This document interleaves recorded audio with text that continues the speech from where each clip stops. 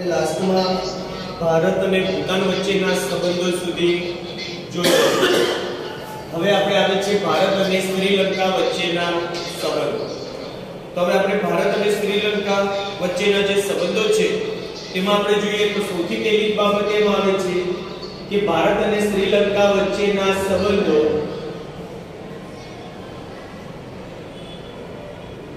घणा जूना छे।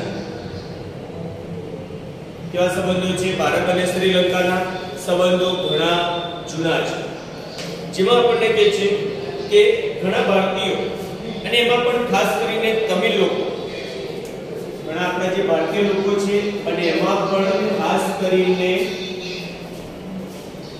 તમિલ લોકો ઘણા સમયથી શ્રીલંકામાં વસવાટ કરે છે।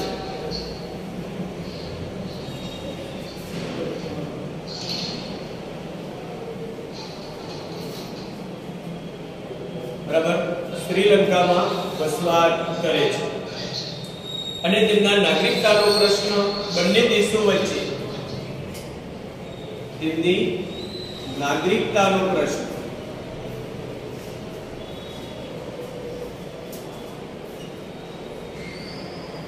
बंने देशों वच्चे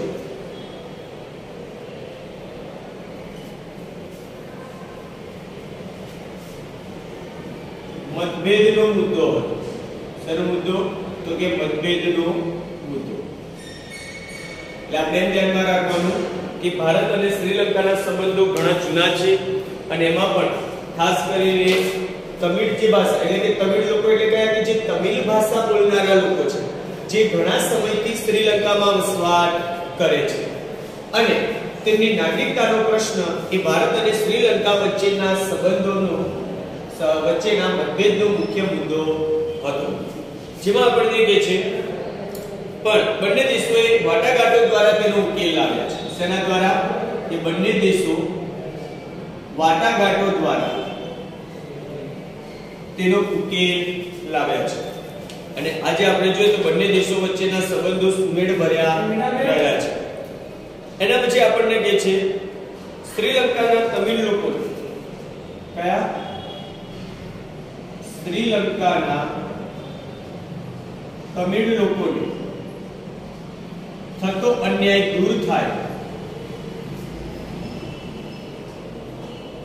बराबर, तेना माटे बन्ने देशोना वडाओ जे छे ए शांतिमय रीते केवी रीतना शांतिमय रीते तेनो उकेल लावे ते जरूरी छे અને એના માટે આપણા ભારત સરકાર द्वारा पण एवो निर्णय लेवामां आव्यो के श्रीलंकन सरकार एना माटे ચોક્કસ प्रकार બંને દેશો વચ્ચેનો જે મુખ્ય પ્રશ્ન છે એને સોલ્વ કરે। એના પછી કે છે આપણા ભારતના વડાપ્રધાન નરેન્દ્ર મોદી શ્રીલંકાની મુલાકાત વખતે કે ભારતના વડાપ્રધાન નરેન્દ્ર મોદી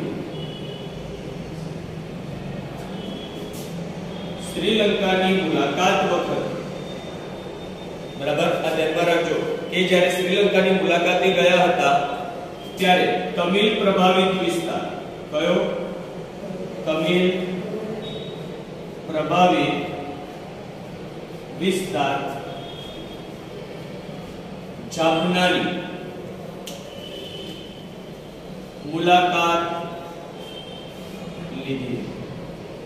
एक मार्क्स माटे आ प्रश्न ध्यान में रखो कि तमिल प्रभावित विस्तार कयो छे श्रीलंका में तो जाफनानी अरे एमा एवुं पण कहेवाय छे के ए मुलाकात ज्यारे हमने लीधी ते 13 मार्च 2015 ना रोज लीधी। क्यारे लीधी हती? 13 मार्च 2015 ना रोज। बराबर, एना पछी आपणे कहे छे ज्यां तमिल असरग्रस्तो हता तमिल असरग्रस्तोना पुनर्वसन माटे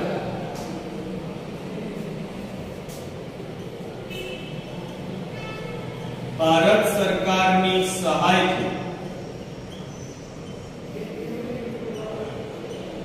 27,000 જેટલા મકાનો.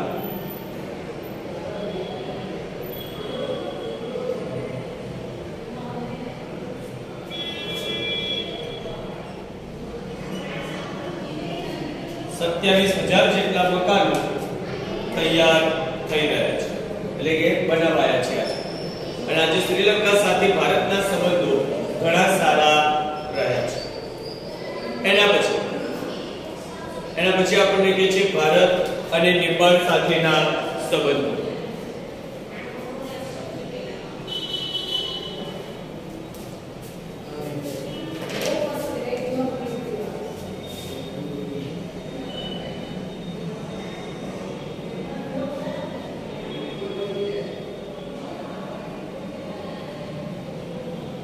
ભારત નેપાળ સાથેના સંબંધો.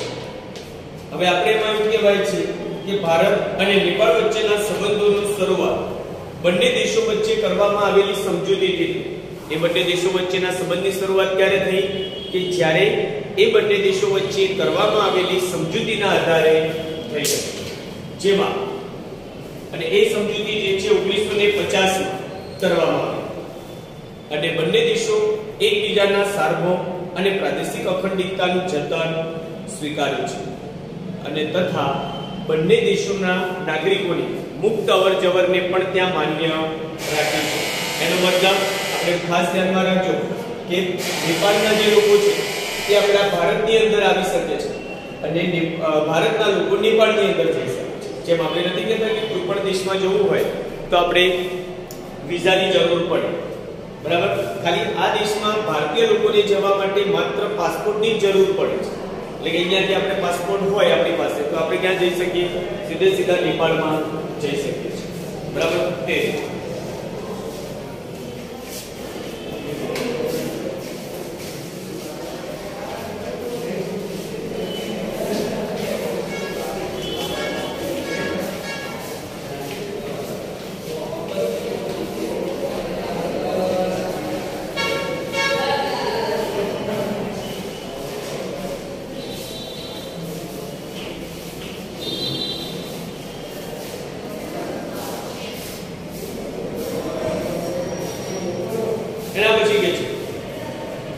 નેપાળના સામાજિક આર્થિક વિકાસમાં પણ ભારતે ઘણી મદદ કરેલી છે અને નેપાળના જો ઘણા વિદ્યાર્થીઓ, એટલે પણ ધ્યાનમાં રાખવાનું કે નેપાળના જે ઘણા વિદ્યાર્થીઓ છે તે ઉચ્ચ અભ્યાસ માટે આપણા ભારતની અંદર આવે છે અને ચોમાસામાં ખાસ કરીને ચોમાસામાં જ્યારે નેપાળમાં પૂર આવે છે, બરાબર, ત્યારે એની સીધી અસર આપણા ભારત પર પણ થાય છે. એના કારણે ભારતને ઘણું નુકસાન થાય છે. જેમાં નદીના પૂરને રોકવા માટે ભારત અને નેપાળ વચ્ચે સમજૂતી થાય તે માટે ભારત પ્રયત્ન કરે છે અને આ માર્ચ માટે ધ્યાનમાં રાખજો 25 એપ્રિલ ક્યારે? 25 એપ્રિલ 2015 ના રોજ નેપાળમાં ભૂકંપ આવ્યો. શું આવ્યો હતો? નેપાળમાં ભૂકંપ આવ્યો અને એ ભૂકંપની જે તીવ્રતા કહેવાય તે 5.8 ની તીવ્રતા. કેટલી તીવ્રતા?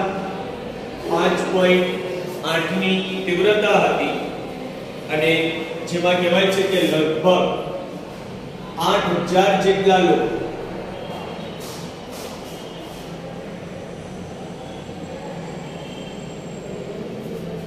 મૃત્યુ પામ્યા.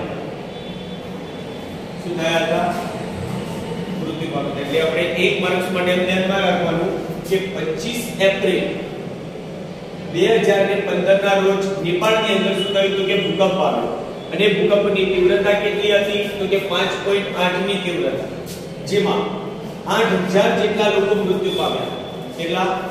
8000 જેટલા લોકો મૃત્યુ પામ્યા અને આ કુદરતી હોનારતમાં ભારતે બચાવ કામગીરીમાં નેપાળને મદદ કરી, રાહત અને તેના પુનર્વસનમાં પણ સહાય કરી. એનો મતલબ કે ભારતે અને સારા એવા પ્રમાણમાં નેપાળને આર્થિક રૂપે મદદ કરી. ત્યાં ડોક્ટરની સારવાર માટે ડોક્ટરોની પણ ટીમ મોકલવામાં આવી હતી, જે સારામાં સારું પ્રેઝન્ટેશન બતાવે છે. એના કારણે સ્વરૂપે નેપાળ થોડે ઘણે અંશે પણ સદ્ધર થઈ શકે.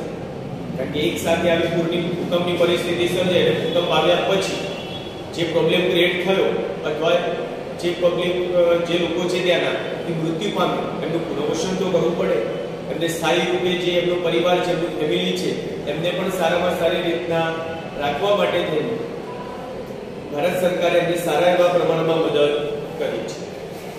ત્યાર પછી આપણને કહે છે ભારતના અફઘાનિસ્તાન સાથેના સંબંધો.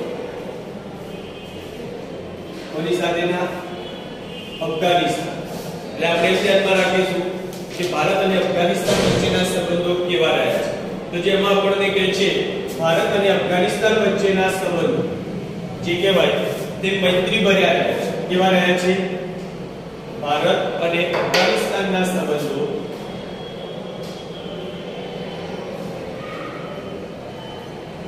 મૈત્રી ભર્યા સંબંધો રહ્યા છે બંને દેશો વચ્ચે. એટલે આપણે ખાસ ધ્યાનમાં રાખીશું. અને અફઘાનિસ્તાનના નવસર્જનમાં ભારતનો સિંહ ફાળો છે.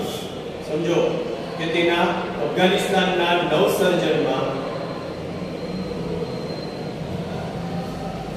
ભારતનો સિંહ ફાળો છે. એટલે સૌથી મોટો ફાળો ભારતનો છે અફઘાનિસ્તાનના સર્જનમાં, જેમાં આપણને કહે છે બાંધકામ ક્ષેત્રે, આરોગ્ય ક્ષેત્રે અને કેળવણી ક્ષેત્રે ભારતે ફાળો આપ્યો છે. કયા કયા ક્ષેત્રે? બાંધકામ ક્ષેત્રે પહેલું જ આપણને કહે છે એનું જે બાંધકામ જે તે જગ્યાએ કરવામાં આવે છે એમાં ખાસ કરીને એની જે પાર્લામેન્ટ છે એ પાર્લામેન્ટનું નિર્માણ પણ ભારત સરકાર દ્વારા કરવામાં આવ્યું છે. બીજું કે જે આરોગ્ય ક્ષેત્ર અને કેળવણી ક્ષેત્ર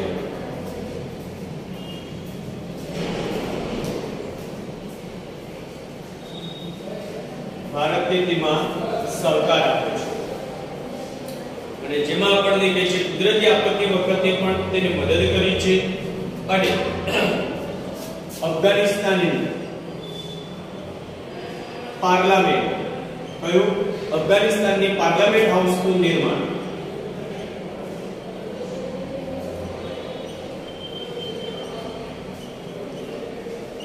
ભારત સરકારના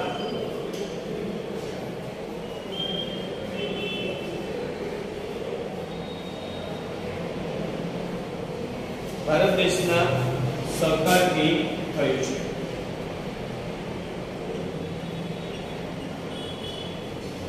ટૂંકમાં સમજી લેવાનું કે એની જે પાર્લામેન્ટ મીન્સ કે એની જે સંસદ છે એ સંસદનું જે નિર્માણ કરવામાં આવ્યું એ સંસદના નિર્માણની અંદર સૌથી વધુ ફાળો કોનો રહ્યો છે? તો કે આપણા ભારતનો ફાળો એમાં રહ્યો છે. બરાબર.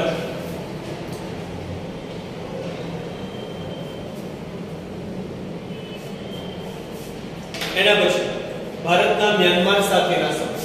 કોની સાથેના?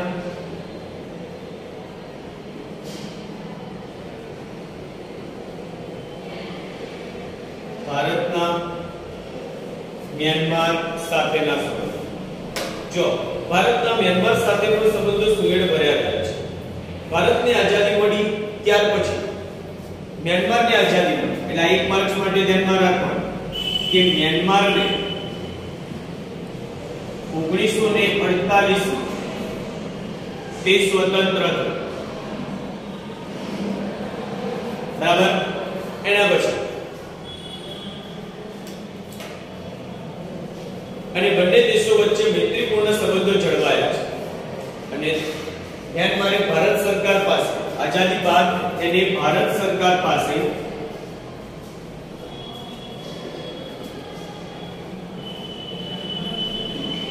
આર્થિક મદદની માંગણી કરી. અને ત્યારે ભારત સરકારે તરત જ એમની એ માંગણીને શું કરી હતી? તો કે સંતોષી. તરત એમને જે આર્થિક મદદની માંગણી કરી તરત જ આપણા ભારત સરકાર દ્વારા એમની એ આર્થિક મદદને શું કરવામાં આવી? એમને સંતોષવામાં આવી. અને ભારતે તાત્કાલિક એમના માટે સહાય મોકલી દીધી.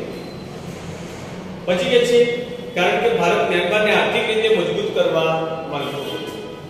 હવે આ સાથે જે આપણો આ ચેપ્ટર છે પ્રકરણ 6 એ પૂર્ણ થાય છે, બરાબર. અને હવે આપણે નવું ચેપ્ટર સ્ટાર્ટ કરીએ છીએ.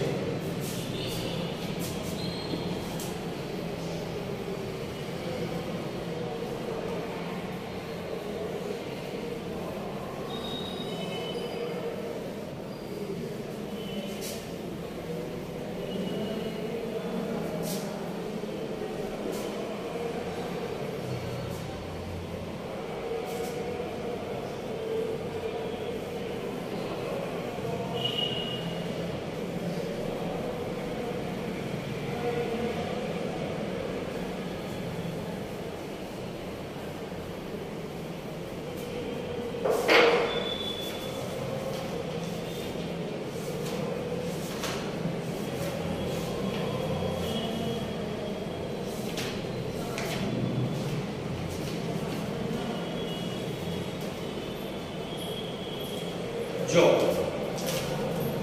એના પછી પ્રકરણ 7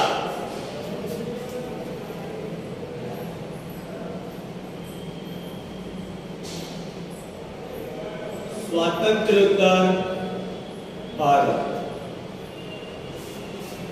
બરાબર. એનો મતલબ કે હવે ભારત દેશ જે સ્વતંત્ર થઈ ગયો ત્યાર પછીની પરિસ્થિતિ શું હતી આપણા દેશમાં. હવે તો આપણે બધાને ખબર છે કે 1947 માં ભારત દેશ આઝાદ થયો અને આઝાદ થતાની સાથે ભારતની સામે બે તત્કાલીન પ્રશ્નો ઊભા થયા. એક, પહેલું આપણને કહે છે ભારતને અનુરૂપ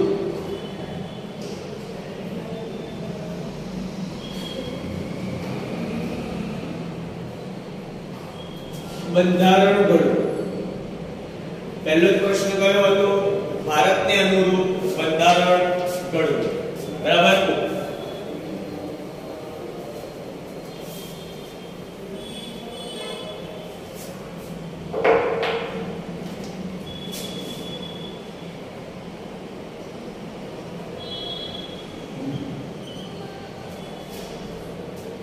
જ્યારે બીજો આપણને કહે છે આપણા જે હિન્દની રિયાસતો હતી, હવે હિન્દની રિયાસતો એટલે ખબર પડે કે આપણા દેશની અંદર જ્યારે આપણો ભારત સ્વતંત્ર થયો ત્યારે ભારત નાના નાના દેશી રજવાડાઓમાં વહેંચાયેલો. તેમાં વહેંચાયેલો હતો નાના નાના દેશી રજવાડાઓ, જેમાં એમ કહેવાય છે કે 562 આપણે અહીંયા દેશી રજવાડાઓ, 562 એના દેશી રિયાસતો કે રજવાડાઓ જે કહેવાય તે હતા. જેની સામે આપણને કહે છે કે સ્વતંત્ર ભારતમાં કુલ ક્ષેત્રફળ કેવા? સ્વતંત્ર ભારતના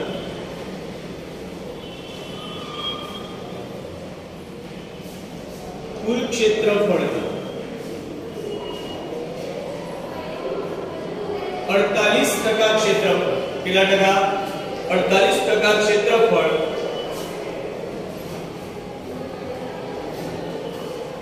દેશી રાજ્યો જે ક્ષેત્રફળ કહેવાય તે હતું, જેમાં કાશ્મીર, હૈદરાબાદ અને મૈસૂર. કયા કયા? જેમાં કાશ્મીર, હૈદરાબાદ અને મૈસૂર એ મોટા રાજ્યો. કેવા રાજ્યો હતા? મોટા રાજ્યો. એટલે આપણે એને ખાસ ધ્યાનમાં રાખીશું કે કાશ્મીર, હૈદરાબાદ અને મૈસૂર એ સમયના સૌથી મોટા રાજ્યો હતા. અને એમાં આપણને કહ્યું છે કે અમુક તો એટલા નાના પ્રદેશો હતા કે જે નાના પ્રદેશો નાનકડા એવા ગામ કરતા પણ એનું જે ક્ષેત્રફળ કહેવાય તે ઓછું હતું. એટલે એવા પણ પ્રદેશો હતા. એમ મળીને કુલ આપણા 562 દેશી રિયાસતો થતી હતી. એટલે આપણને કહ્યું છે કે અમુક મોટા પ્રદેશો પણ હતા જ્યાં કાશ્મીર, હૈદરાબાદ અને મૈસૂર જેવા, તેની સામે બીજા ઘણા નાના પ્રદેશો પણ હતા કે જેનું ક્ષેત્રફળ કેટલું નાનું કે ઘણું નાનું, બરાબર. એ પરિસ્થિતિ પણ જ્યારે એના રાજા અને નવાબોએ ભારતીય સંઘમાં જોડાવા માટેનું ભગીરથ કાર્ય સરદાર પટેલ દ્વારા કરવામાં આવ્યું. એટલે એટલે ખાસ એ ધ્યાનમાં રાખવાનું કે દેશી રાજ્યોના એકત્રીકરણનું કાર્ય, શેનું કાર્ય? એકત્રીકરણનું કાર્ય કોને સોંપવામાં આવ્યું? તો કે સરદાર વલ્લભભાઈ પટેલ. કોને સોંપવામાં આવ્યું હતું એ કાર્ય? સરદાર વલ્લભભાઈ પટેલને એ કાર્ય સોંપવામાં આવ્યું. અને આઝાદી પ્રાપ્ત થતા ખાસ ધ્યાનમાં રાખજો આ બાબત કે આપણા દેશની આઝાદી મળી ત્યાર પછી સૌથી પહેલું રાજ્ય ભારત સંઘની અંદર કયું જોડાયું? ખાસ ધ્યાનમાં રાખજો, ભારત દેશને આઝાદી મળી ત્યાર પછી સૌથી પહેલું રાજ્ય જોડાવનાર તે હતું ભાવનગર. કયું હતું? ભાવનગર. અને એના રાજા હતા કૃષ્ણકુમાર સિંહજી. બરાબર. એટલે ખાસ ધ્યાનમાં રાખજો કે કૃષ્ણકુમાર સિંહજી આપણા એવા વ્યક્તિ હતા કે જેને સૌથી પહેલી પહેલ કરી હતી ભારત સંઘમાં જોડાવાની. અને ત્યાં તેમને જવાબદાર સરકાર, કઈ સરકાર? જવાબદાર સરકારની ત્યાં એમને રચના કરી. બરાબર. એટલે મીન્સ કે એનો શુભારંભ કર્યો. અને ક્યારે કર્યો? તો 15 જાન્યુઆરી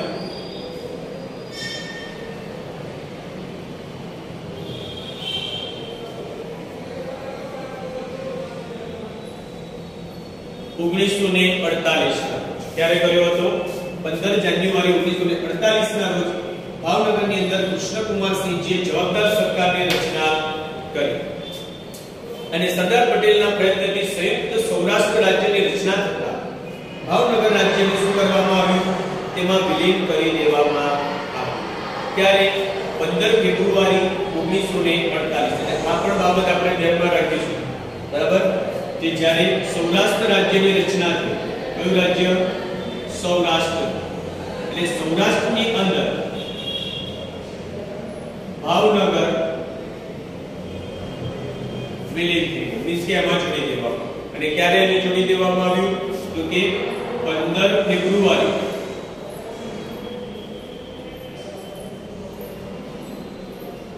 1948. અને જવાહરલાલ નહેરુએ પણ જો શું કહ્યું એને કે સમકાલીન ઇતિહાસનું સૌથી વિશેષ નોંધપાત્ર એકીકરણ થયું. અને સ્વતંત્રતા મેળવ્યા બાદ તત્કાલીન નાયબ વડાપ્રધાન અને આપણા ગૃહ પ્રધાન તરીકે તે ઓળખાયા હતા. કોણ? સરદાર વલ્લભભાઈ પટેલ.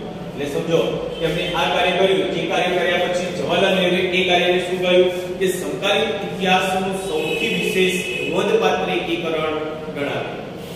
એના પછી કે છે સરદાર પટેલે અપીલ કરી કે તેમના શાસન હેઠળની પ્રજા અને ભારતીય સંઘના તેઓ પોતાના રાજ્યની સ્વેચ્છાએ ભારતીય સંઘમાં જોડવાની સંમતિ આપી. અને જેટલા પણ આપણા બધા દેશી રાજ્યો હતા એ બધા જ દેશી રાજ્યો ભારતીય સંઘની અંદર જોડાઈ જાય એના માટે એને બધા જ પ્રદેશોના જે રાજાઓ હતા એમને અપીલ કરી. બરાબર. અને દેશી રાજ્યોનું ભારતમાં વિલીનીકરણની પ્રક્રિયા આવી. એમાં રાજા રજવાડા એક મજબૂત અખંડ અને તેમણે રાજાઓની દેશભક્તિ જાગૃત કરી અને વ્યવહારુ બુદ્ધિથી તેમણે લગભગ બધા દેશી રાજ્યોનું ભારતમાં વિલીનીકરણની પ્રક્રિયા આવી. અને આ રાજા રજવાડાઓ મજબૂત, અખંડ અને સમૃદ્ધ ભારતનો પાયો નાખવા પોતાનો સહકાર આપે તેમ છે. તેથી તેમને હકો અને હિતોના રક્ષણની પણ સરદાર પટેલે ખાતરી આપી. અને સરદાર પટેલના ખાનગી સચિવ હતા વીપી મેનન. કોણ? વીપી મેનન.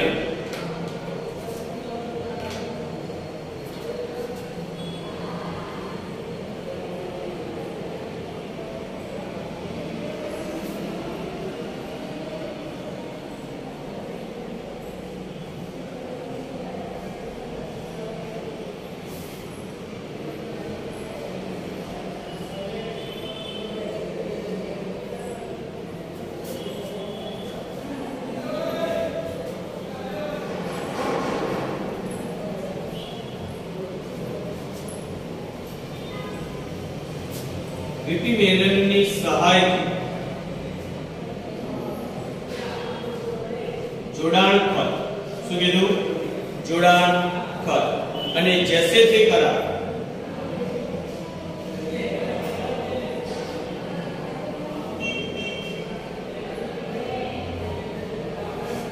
અને जैसे थे करार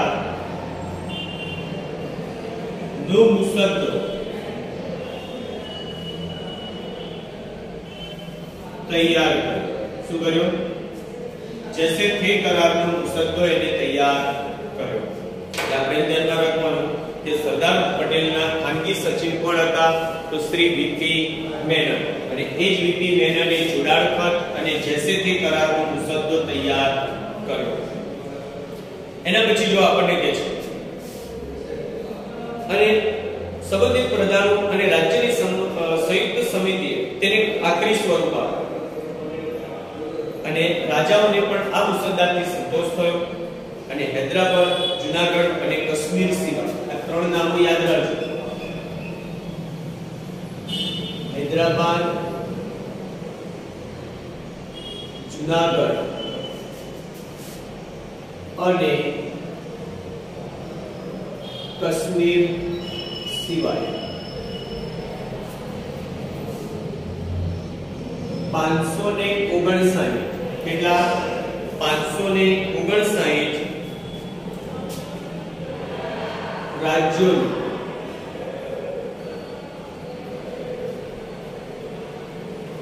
ભારત સંઘમાં તેમનું વિલીનીકરણ અથવા તો જોડાણ કરવામાં ખાલી આ ત્રણ પ્રદેશો એવા હતા હૈદરાબાદ જૂનાગઢ અને કાશ્મીર કે જે ભારત સંઘ સાથે જોડાવા તૈયાર ન હતા બરાબર બાકીના બધા જ પ્રદેશો ભારત સંઘ સાથે જોડાવા તૈયાર થઈ ગયા હતા જેમાં જો આપણને કહે છે પહેલું હૈદરાબાદ કયું એમાં આપણને પહેલું કહે છે હૈદરાબાદ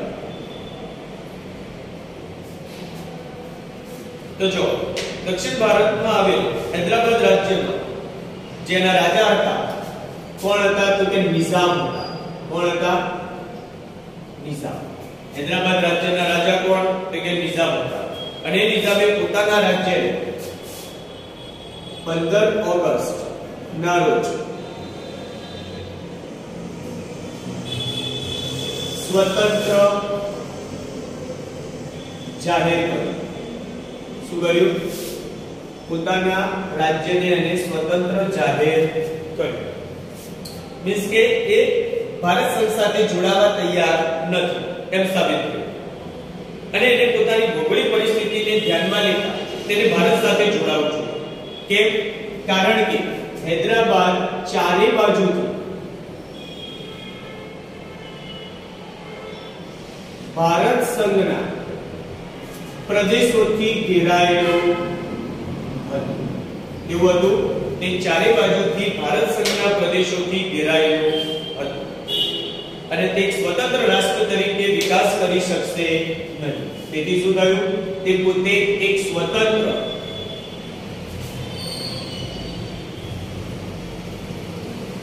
રાષ્ટ્ર તરીકે વિકાસ કરી શકશે નહીં બરાબર તેવું તેનું ધ્યાન દોરવાનું પણ નિઝામે સ્પષ્ટતા આપી શું આપ્યું એને એવું જણાવવામાં આવ્યું ત્યારે નિઝામે શું કહ્યું નિઝામે સ્પષ્ટતા બરાબર તો નિઝામે શું સ્પષ્ટતા આપી કે જો દેશના ભાગલા પડશે શું કીધું દેશના ભાગલા પડશે તો ભૌગોલિક કારણોસર કયા કારણોસર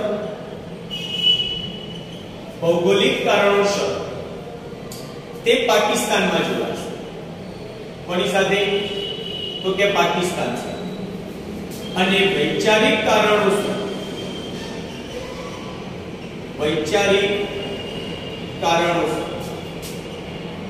તે ભારત સાથે જોડાશે નહીં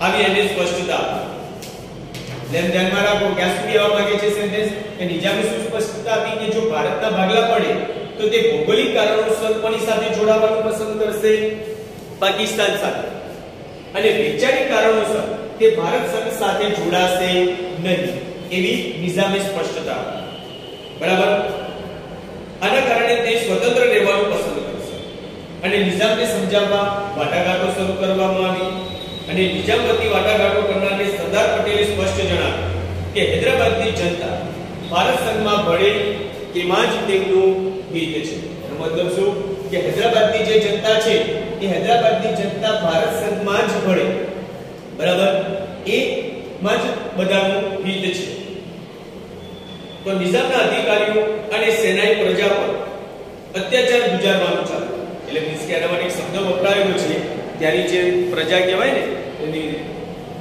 એમાં રૈયત જે કહેવાય છે જૂનાગઢમાં પણ આપણે આગળ આવશે કે એ રૈયત ઉપર એને શું કર્યું છે સંપૂર્ણપણે અત્યાચારોને જોર જુલમનો જે દૂર છે છૂટો મૂકી દીધો અને એના કારણે સ્વરૂપે શું પરિસ્થિતિ થઈ તો ત્યાં આગળ સૌથી પહેલા પરિસ્થિતિ જે કહેવાય છે અસહ્ય અને એ પરિસ્થિતિથી તંગ આવી હૈદરાબાદમાં પોલીસ પગલું ભરવામાં આવ્યું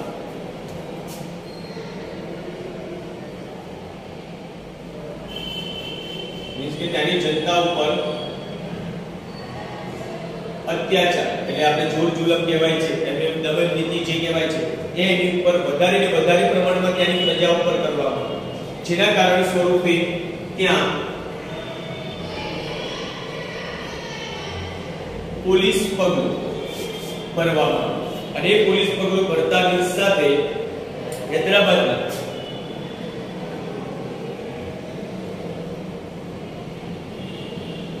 ભારતીય સંઘમાં મેળવી દેવામાં હવે સમજો કે ત્યાં પોલીસ પગલું ભરવામાં આવ્યું અને પોલીસ પગલું ત્યાં ભરતાની સાથે તેને હૈદરાબાદમાં મેળવી દેવામાં આવ્યું ક્યારે તો કે 18 સપ્ટેમ્બર ક્યારે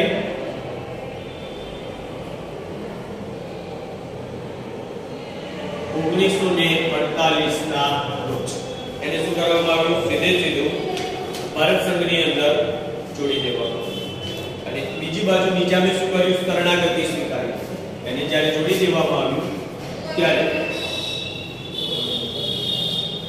નિજામે શરણાગતિ સ્વીકારી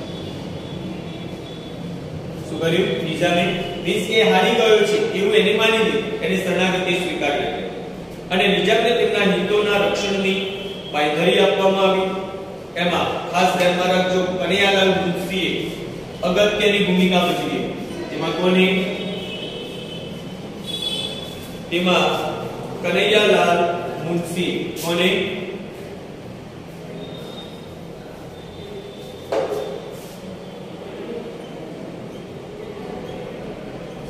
કનૈયાલાલ મુનશીએ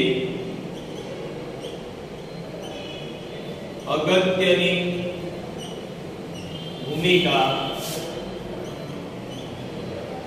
ભજવી બરાબર એટલે એમાં ધ્યાનમાં રાખો અને એના પછી જે છે ત્યારબાદ રાજ્યની પુનર્રચના 1956 માં કરવામાં આવી ત્યારે ત્યારબાદ કહેવાય છે કે રાજ્યોની પુનર્રચના 1956 કઈ સાલમાં 1956 માં કરવામાં આવી હતી ત્યારે હૈદરાબાદને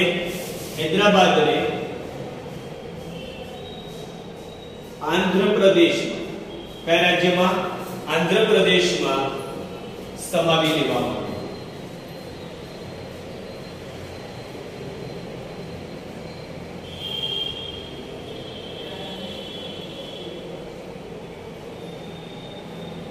આંધ્રપ્રદેશમાં તેને સમાવી લેવામાં આવી આપણે અહીંયા સુધી રાખજો બાકી જે હવે જૂનાગઢ આવે છે એ જૂનાગઢ થી આપણે પછી જોઈશું બરાબર છે હવે હમણાં 10 મિનિટમાં તમારે ઇંગ્લિશનો લેક્ચર સ્ટાર્ટ થશે બરાબર એટલે 10 મિનિટ પછી બરાબર બધા આમાં જોડાશે બરાબર એટલે ખાસ ધ્યાનમાં રાખજો આના પછી અંગ્રેજીનો લેક્ચર છે